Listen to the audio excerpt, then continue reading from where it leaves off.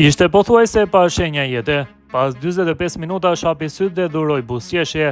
Këto fjalë përmbledhin momente dramatike të një fluturimi transatlantik nga Vjena drejt New Yorkut, ku një akt humanizmi i një shtetasi kosovar u kthye në mrekulli. Protagonist është Mal Dautaj, një mjek nga Peja, i cili me profesionalizëm dhe guxim arriti që të shpëtojë jetën e një të riu amerikan. Në aeroplanin e mbushur me udhëtar, mjeku nga Kosova u gjend në këtë situatë emergjente gjatë fluturimit e para që i kishte ndodhur në jetën e tij. Këtë përvojë të jashtëzakonshme që ai e përjetoi me përgjegjësi të madhe, por edhe me krenari profesionale, Mal Dautaj e ndau në një rrëfim. Ai tregoi fillimisht momentin kur u kërkua ndihmë për pasagjerin, gjendja shëndetësore e të cilit po përkeqësoi me shpejtësi dhe pothuajse ishte pa shenja jete.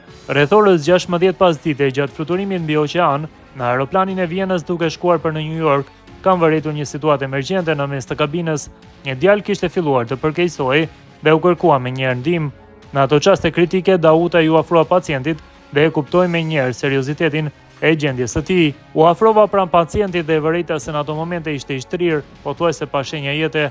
Fillimisht e tërhoqëm drejt pjesës së përparme të aeropanit, ku u shtri për të mundësuar ndërhyrje më të sigurt. Përballë një situate ku çdo sekond ishte vendimtare, përgjegjësia që mori mbi vete ishte jetike për fatin e të riut amerikan. Ai rrëfeu tutje se intervenimi ishte i domosdoshëm për ta kthyer pacientin në jetë. Ndërhyrjen e realizoi me pajisjet personale që kishte me vete, si dhe me mjetet e ofruara nga ekuipazhi i avionit. Vrapova për të marrë mjetet nga çanta ime personale dhe më pas kërkova nga ekuipazhi çantat me pajisjet e nevojshme.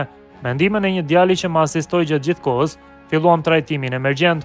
Ishte një përgjegjësi shumë e madhe, por ishte domosdoshme ta kthenim pacientin në jetë, përndryshe situata do të ishte fatale, tha ai për Klan Kosovën.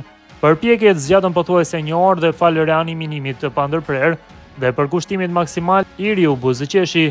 Momentet e rikthimit në jetë të tij u shoqëruan me duar trokitje nga pasagjerët, ndërsa për mjekun nga Kosova me 27 vite përvojë pune, ky ishte shpërblimi më i madh emocional dhe profesional.